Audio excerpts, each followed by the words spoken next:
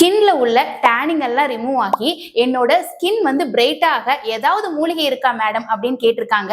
So கண்டிப்பா இருக்குங்க.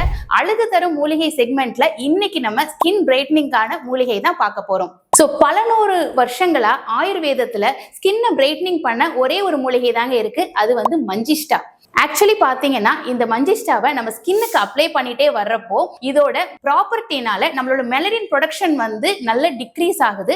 அதே மாதிரி பாத்தீங்கன்னா நம்ம ஸ்கின்ல ஏற்படுற டேனிங் ஆகட்டும், இல்ல ஆக்னே ஆகட்டும், இல்ல வந்து பாத்தீங்கன்னா பிளெமிஷஸ் சொல்ற அந்த ஹைப்பர் பிக்மெண்டேஷன் ஆகட்டும், இது எல்லாமே நல்லாவே ரெடியூஸ் ஆகுது. அதே மாதிரி பாத்தீங்கன்னா இது வந்து நல்ல பித்தத்தை குறைச்சு உங்களோட ஸ்கின்னை வந்து நல்ல வந்து கூலண்டா வந்து ஆக்ட் ஆகுது. ஸோ அதனால உங்க ஸ்கின்ல இருக்கிற எல்லா வந்து அன்ஈவன் ஸ்கின் டோன் இது எல்லாமே வந்து சரியாயிடுதுங்க.